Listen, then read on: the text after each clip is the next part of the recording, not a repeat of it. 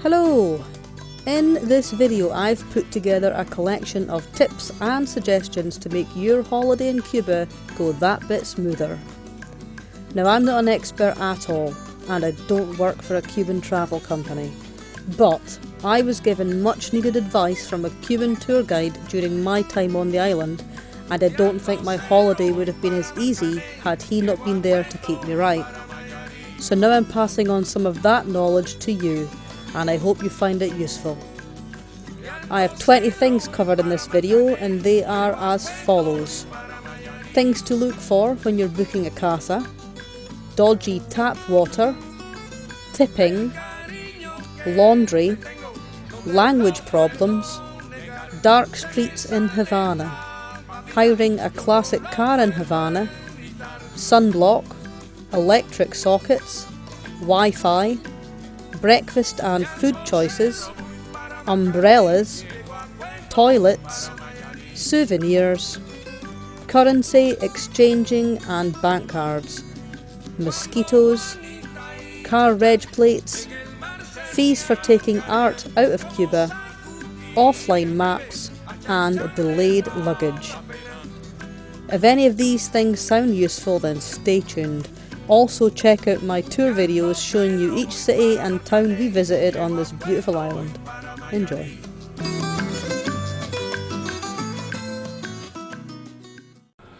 When you book a casa, there's a few things you should try and make sure that the casa has.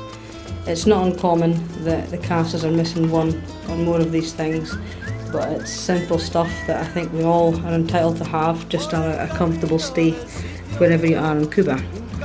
First thing is a toilet seat. You'd think that there would be a toilet seat in every situation you go into a bathroom, but no, sometimes, like my casa right now, no toilet seat. This could be down to tourists coming in, breaking the seat, and the casa owner simply can't afford to or can't find a replacement right away, but that's quite important. Another thing is that make sure the casa has towels. I'm quite spoiled here because I have a big towel, I also have a hand towel. That's good. We went into one casa, there was just one towel provided, and it was no more than maybe 2 feet by 1.5 feet, maybe slightly larger but not much. Yeah, interesting showers that day, so make sure toilet seats and towels. The aircon is usually one of these styles. They're always maybe 2 feet in the air, stuck into a wall, and sound like a tractor's next to you. They work, but they're very loud, but I'd rather have that than no aircon at all. So yeah, make sure you've got aircon.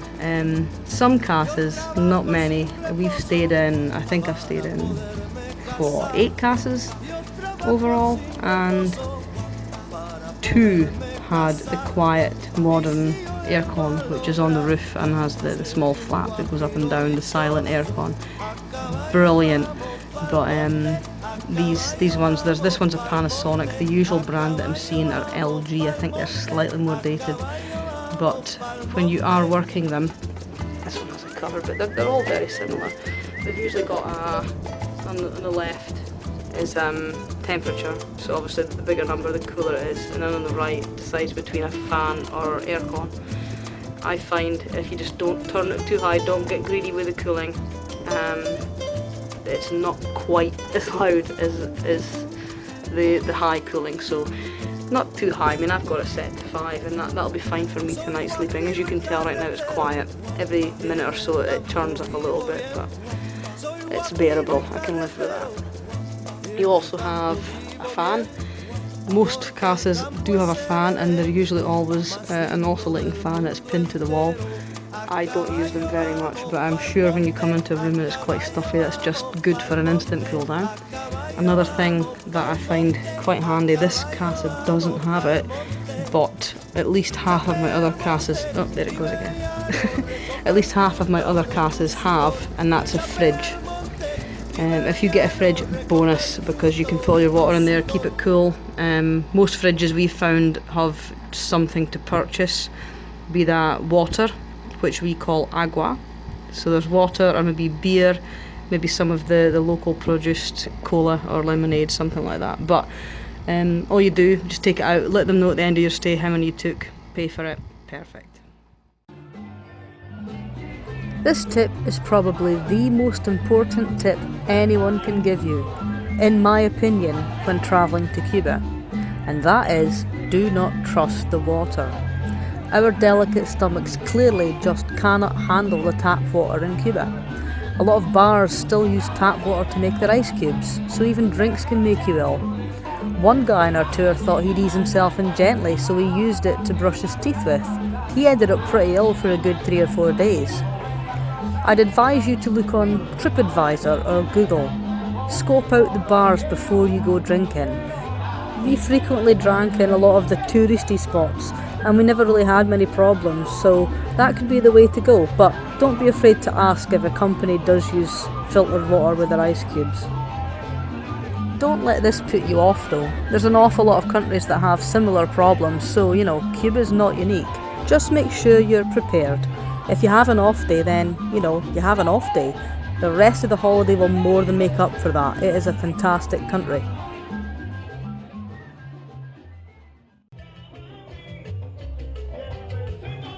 And that brings me on to my next tip, which is to make sure you bring Imodium with you, or a good alternative to Imodium. I can't emphasise enough just how important this is, because the chances of you getting a dodgy stomach are actually quite high. We were away for 2 weeks, and I think out of 13 people, I was the only one who didn't get an issue at some point. I think the normal term is deli belly, but being in Cuba, I'm pretty sure someone was having a revolution in everyone's stomach. So yeah, just in case you have a revolution, make sure to bring 2 or 3 packets of Imodium should the worst happen.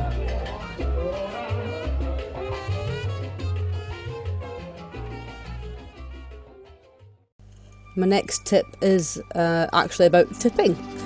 You read a lot of people telling you that Cubans want items, they want, colouring books, they want clothes, they want spices, apparently. I've never found that to be true. Most Cubans seem to just want money. So, yeah, give them cook and they'll be very happy with that.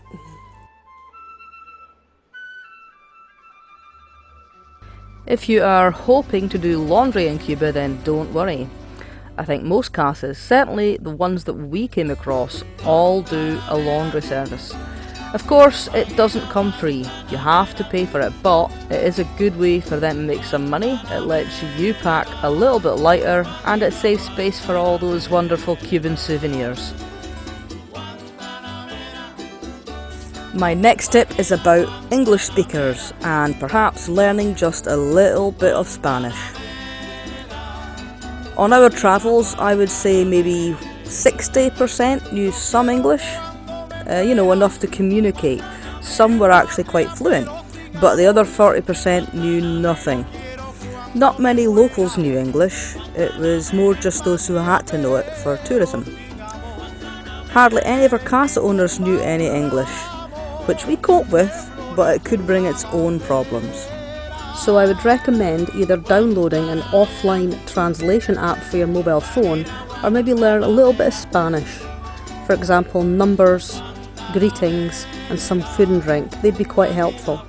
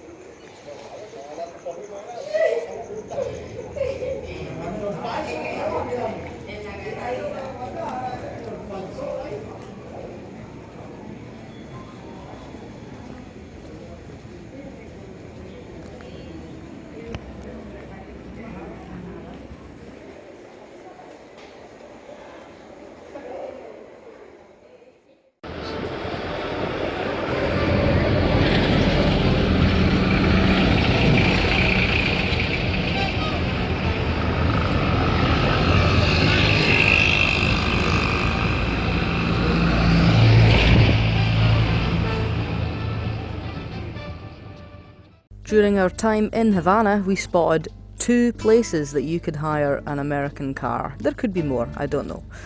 But the first one we saw, this was the first car we actually hired. We got it near a parking area just north of Castillo de la Real Fuerza. This is the castle of the Royal Force. It's just off the northeast coast road of the old town of Havana. You'll see a smaller selection of cars here, maybe 6 or 7. When you walk in the area, someone will approach you asking if you want a tour.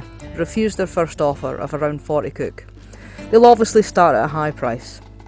We got our tour, and this was in July 2016. We got it for an hour for 25 kook. They were going to refuse our first offer when we said 25. They lowered it more to 30, but we kept walking. And then, they accepted our 25 kook. We did give the driver 30 anyway because we thoroughly enjoyed the tour and the car.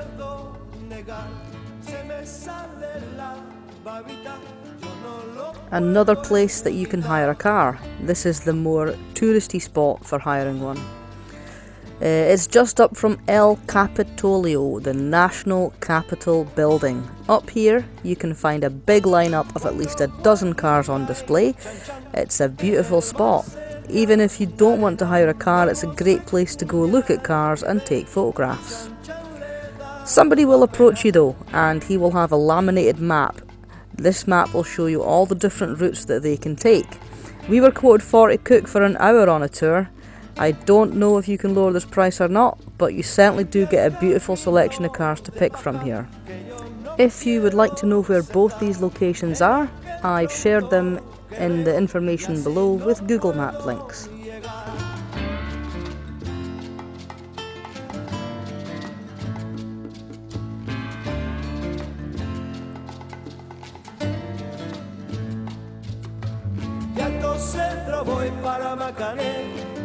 When you're getting ready for your holiday to Cuba, in your suitcase make sure you have Factor 50 sunblock.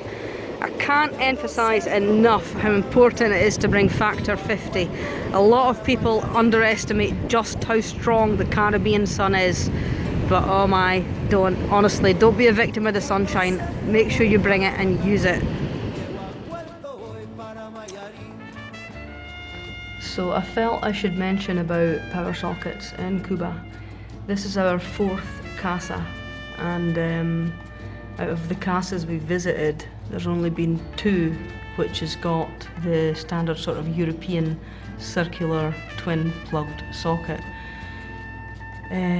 Not a big problem, but as long as you're aware that it is very much a hit and a miss as to what kind of socket you're going to get. We're also finding that nearly all the sockets are 110 volts, not what you'd want for your 240 like what I have in the UK. But most appliances do switch down to 110, so it's not a big problem, but you got to make sure you have the correct adapter. So this is your European one. As you can see, it also has fixings for your Cuba style one too. But again, you're not always getting these sockets. The ones you're always seeing, just go over here, is this style. This is your standard casa socket, which we've seen on every casa so far. So if you just want to be prepared, you want to be sure, get one of these adapters. You might be wondering about internet access on the island. Cuba is still a restrictive country in terms of access to information, so it's not a surprise to learn that the internet is both limited and slightly censored. Prior to 2015, internet in Cuba was virtually non-existent. Thankfully now, there are Wi-Fi hotspots dotted around the country to let tourists and locals get connected. To access the internet, the easiest way is to buy Wi-Fi cards. These can be purchased from Etexa telecommunication shops, and you'll find these shops dotted all around Cuba. Each card lasts 1 hour and costs 2 kook to purchase. You must also remember to take your passport with you, as you cannot buy cards without it. Most hotspots are in a public place like a park. Some hotels will also allow you to log in using your Etexa card. Do a little research before you go. Find out where your Wi-Fi hotspots are in your area. I won't lie though, I usually found connecting quite frustrating, getting kicked off quite regularly. Also remember, log off after you've used it. Mobile data is not common, but if you are lucky enough to have a network that provides data in Cuba, you could expect to pay quite high prices to use it. This is a typical breakfast you'll find from your casas in Cuba. Here we have toast. Usually it's bread rolls. I'm feeling slightly spoilt with toast. We've always got ham, usually cheese or something to put on, mixture of fruit. Often we get sort of pineapple or bananas. Eggs. You have the choice of scrambled, fried and omelette, and there's always a fresh juice. Tea and coffee. When it comes to Cuban food, there is often very mixed reviews. I personally found the food to be at worst just fine, but often it was actually very tasty indeed. Sometimes the food can admittedly be just a little bit dry. It's just rice with meat. It's a mixed bag as to whether you get sauce with your food or not. There's a lot of rice dishes in Cuba, and the most common meats you're going to find are pork and chicken. There's also a good selection of seafood usually on offer. We did find a few places selling pasta dishes which were very tasty, but we didn't spot this in every restaurant. We rarely found anything with potato in it, so that means you won't often find any chips. That's fries for those that are not Scottish. So when we did come across them, it was a welcome change. We also rarely found any beef, which is surprising considering just how much leather gets made cheaply here. Where does all that beef go? As for snacks, you'll find a lot of little pizza shops. This is often a very cheap way to get lunch, which can cost as little as maybe 2 or 3 cook for a bit of pizza. Sandwich choices, however, are a little bit limited. I think ham and cheese was about all we ever spotted, and saying that, their ham is often spit roasted, so very tasty.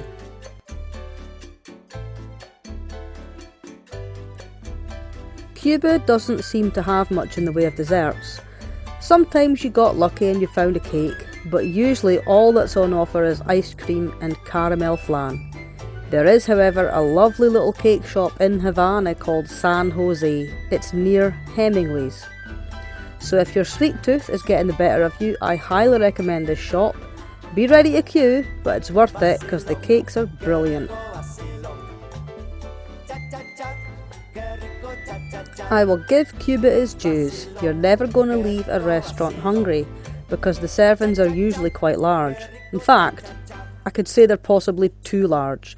There was quite a lot of food waste on our holiday due to the main courses usually including other dishes like salads, soups or plantain chips. One thing I should add, frequently when we were looking for something to eat, we did find lots of restaurants with many things on the menu unavailable.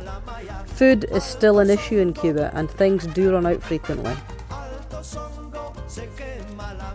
My final point on food is that I've read many people suggesting to bring spices or herbs with you for it. I never really found this necessary. However, if you did want to bring something to spice it up just a little bit, perhaps a bottle of chili sauce would be a good suggestion. From my mum, when you come to Cuba, especially in the hurricane season, bring an umbrella because you can't buy one. I stole my umbrella. I'm getting wet. This is your typical Cuban toilet. There's usually always somebody outside. It'll maybe cost 25-30 cents and they'll give you a little bit of toilet paper. Very little bit of toilet paper. The toilet generally doesn't have a seat. Frequently doesn't flush. This is what this pot of water is here. Very rarely do you get soap, so there is soap here, but I don't think I'll be using that. And when you're done, you don't put toilet paper down the toilet, it goes in the bin. Don't pay any more than sort of 30 cents. If they are overcharging, then they shouldn't be. But yeah, 25 is what I usually pay. And I've had no problems except once on the toilets on the stairs at Trinidad. But, those were awful toilets as well. Ugh. You'll find toilets in all the restaurants, bars, and some of the hotels will also let public use theirs. The ladies who tend them do actually try and look after them, but some of the toilets are quite an experience, between missing toilet seats, lack of flush, and sometimes even a lack of door. I suggest perhaps bringing just a little bit of toilet roll with you or a couple packets of tissues. It's not that you don't get toilet roll provided, usually it's fine, but sometimes it's only a few sheets. Before we went to Cuba, while I was planning everything, I did wonder, can you actually buy souvenirs in Cuba? Well, don't worry, most towns and cities do sell them. You'll find all sorts like leatherwork, woodwork, fedoras, keyrings, magnets, t-shirts, Cuban musical instruments even, and much, much more. Don't be afraid to haggle, as most things can be brought down in price. One thing I will say, and it's about one of Havana's markets, the large handcraft market called Almacenes San Jose. This market is huge, and it'll probably tire you out halfway through. But I found the prices further into the market were better than those near the entrance. So don't always buy the first thing you see. Take note of the stall number, it's usually on the top of the stall itself. Then go see if you can find it cheaper inside. For example, I bought a leather bag for 35 kuk near the entrance, and we did haggle for that price. But further in, we saw the same bag for 25 kuk. That's 10 kuk cheaper before we even began to bring the price down. That's a big saving. Cuba has two currencies in use. There's the Cuban convertible peso, also known as CUC, C-U-C. This is the tourist currency, the one that you'll be using. There's also the Cuban peso, known as C-U-P, CUP. This is the locals currency, and you'll probably never see this on your visit. There's 24 local currency to 1 tourist currency, so there is a big difference. When preparing for your holiday, you'll find you cannot exchange for Cuban convertible pesos before you go. So, you'll have to wait till you arrive before you can change it over. When you do arrive, at the airport you'll find money exchange places. However, the queues will be long here, so it's up to you whether you want to wait or not. In saying that, most exchange places do involve a lengthy queue. Throughout Cuba, you'll find plenty places to exchange your money. You have banks, you have cadecas, you've also got hotels.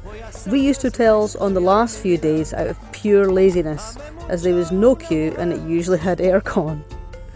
My understanding is that banks provide the best exchange rate, followed by cadecas, then hotels are obviously the worst exchange rate because they are not regulated. Whichever you use, remember that you must bring your passport with you because you will not be able to change money without it. Also, if you're travelling from America, you'll have to bear a 10% tax. It might be advisable for you to look up methods of avoiding this tax by changing to a different currency first. I'm sure Google will have the answer for that. Some people on our tour had problems when it came to using bank cards. A few people also had travel cards with money loaded to them. Some didn't work, some did. Credit cards seemed to be a hit or a miss. My bank card, which was a UK Visa debit card, it worked in some places, but not everyone had as much luck. You might have more luck going into a bank and using it over the counter rather than an ATM, but I do highly recommend you look up the internet and see what applies to your own country. Don't necessarily rely on a bank card to get you through Cuba. I would definitely recommend carrying some of your own currency to exchange when you arrive. This is definitely a subject you must do some research in first. For anyone wanting a souvenir that's just a little bit different, there's a note and a coin in circulation that you normally will never see because it's in the local currency. But the 3 kuk note and the 3 kuk coin have both got Che Guevara on them. I'm pretty sure you can actually go into a bank and exchange for these, but I got mines from an old fella in Camagüey for 1 kuk each. I wasn't complaining at his little profit, and I was actually pretty chuffed because it was in mint condition. So yeah, it's a unique little souvenir that doesn't cost much money.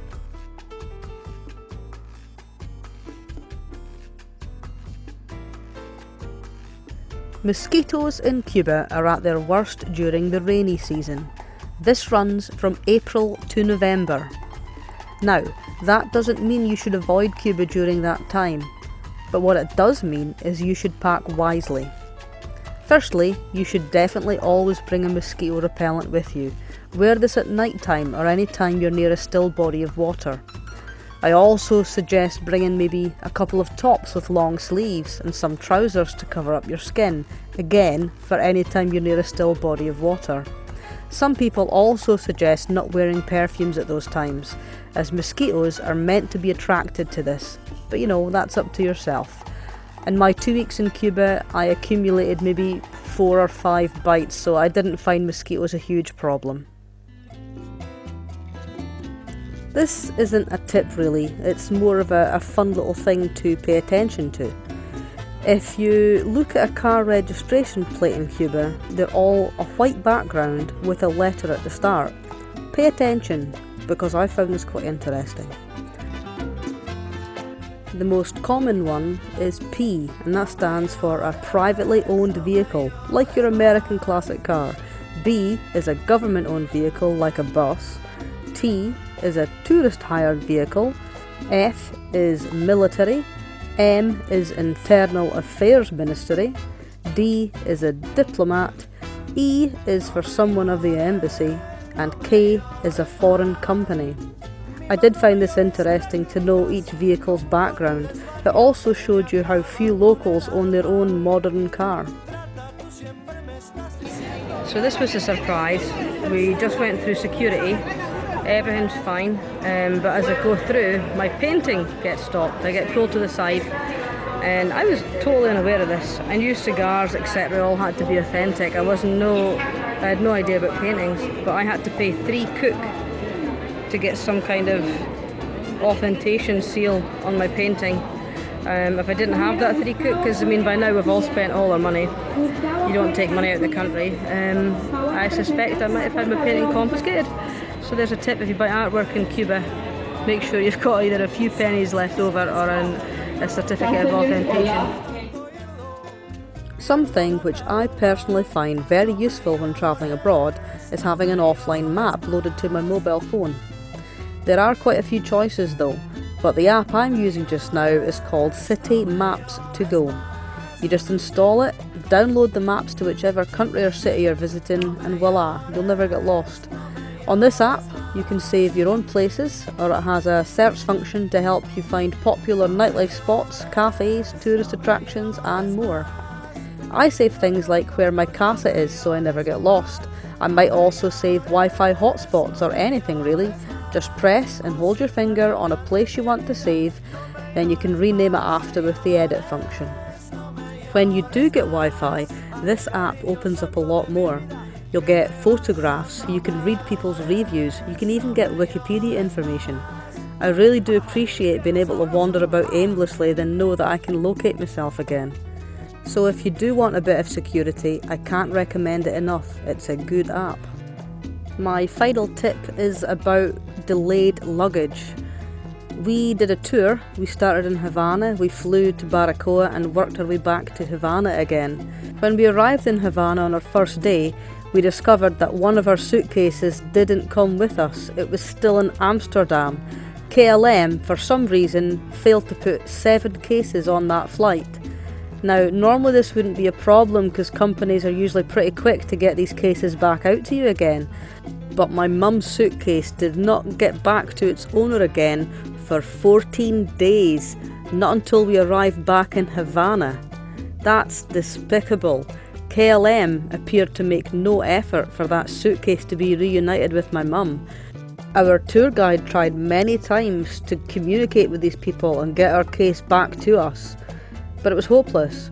I tried their website, I tried to find out where the case was, I tried to tell them our problem, but nothing. For some reason, there's an inability to make a suitcase catch up with its owner again, should they be touring around the country. I think the transportation probably doesn't help. The infrastructure also might go against it. But is this really an excuse? I don't know. I guess now my big tip here is to make sure in your hand luggage you pack at least 2 complete changes of clothing. Head to toe, complete changes. Also, make sure you pack in your hand luggage any medication that you have to take. This is something we didn't even think about prior to leaving. We just assumed everything would be okay, but I feel it's very important to do this. Make sure you have anything important in your hand luggage. By the time we finally got the suitcase back, 2 long weeks later, we finally had it, and trust me, we had a little celebration on that coach that minute we picked it up.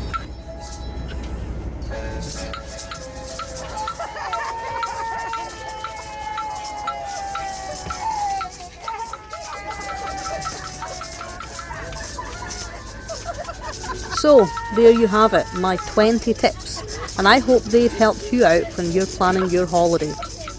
If I haven't explained anything enough in this video, don't hesitate to ask in the comments below. I will try and help you out all I can.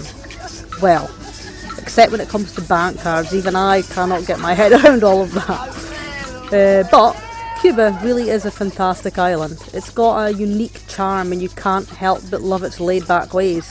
It's a country that truly is perfect with all its little imperfections, and I wouldn't have it any other way. When you're sitting on the steps in Trinidad watching the many people salsa dancing each night, sipping your Cuba Libre, you'll be secure in the knowledge that I wish I was there again with you. It really is fantastic. My favourite place in Cuba, by the way, it is Trinidad. My second is a close tie between Havana and Baracoa. Unfortunately, a few weeks after my trip, Baracoa fell a heartbreaking victim to Hurricane Matthew. It really did shock me and it saddened me. I've got fond memories of Baracoa. It's a really wonderful place, vibrant, it's just amazing, and I hope they're able to rebuild this very important city again someday. So from me, Gail Blackie, I wish you an amazing and memorable adventure in Cuba.